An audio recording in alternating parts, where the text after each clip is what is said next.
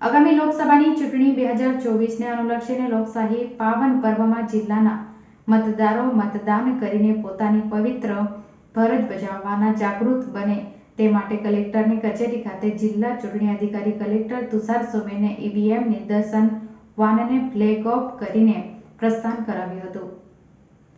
આ પ્રસંગે જિલ્લા કલેક્ટર તુષાર સુમેરે જણાવ્યું હતું કે આગામી લોકસભાની ચૂંટણીમાં જિલ્લામાં મતદારો રાષ્ટ્રીય કક્ષાએ નોંધપાત્ર મતદાન કરી તે માટે નિદર્શન વાનમાં ઈવીએમ ડેમોન્સ્ટ્રેશન થકી મતદાન જાગૃતિ માટે જિલ્લા ચૂંટણી તંત્ર દ્વારા અનેરો પ્રયાસ કરવામાં આવ્યો છે। વધુમાં તેમણે ઉમેરતા કહ્યું હતું કે નિદર્શન વાન સમગ્ર જિલ્લામાં ઈવીએમ મશીનના મતદાન અને નિદર્શન કરીને મતદાન માટે લોક જાગૃતિ કાર્ય કરશે। અંતે ઉલ્લેખનીય છે કે એલઈડી મોબાઈલ વાનની એલઈડી સ્ક્રીન ઉપર ઈવીએમ વીવીપેટ વિશે સંક્ષિપ્ત માહિતી દર્શાવતો વિડીયો પ્લે કરવામાં આવશે અને ટ્રેનિંગ અને એવરનેસ માટે ફાળવવામાં આવેલા ઈવીએમ સીયુબીયુ વીવીપેટમાં મતદારો કરી ઈવીએમ મશીનથી માહિતીગાર થશે। વધુમાં વાન સાથે ઈવીએમ ફોટો સ્ટેન્ડ રહેશે જેથી તેની સાથે મતદારો ફોટો સેલ્ફી પડાવી શકશે।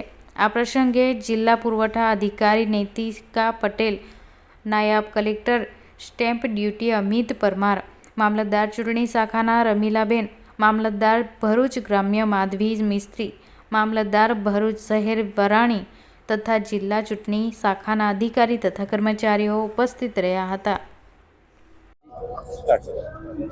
આજરોજ ઇલેક્શન કમિશન ઓફ ઇન્ડિયા દ્વારા આપણા ભરૂચમાં એક ઈવીએમનો નિદર્શન રથ આખો તમામ ગામોમાં તમામ વોર્ડ્સમાં જશે એ લોન્ચ કરવામાં આવ્યો છે। આપણા તમામ મતદારો ઈવીએમથી સમજી શકે, વધારે આખી પ્રોસેસને સમજી શકે અને વધારે મતદાનમાં ભાગ લે એવા એક ઉદ્દેશ્ય સાથે આ રથ આજે લોન્ચ થયો છે।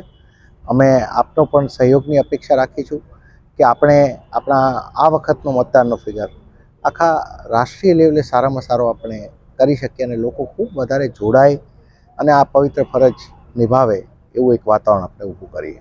Thank you.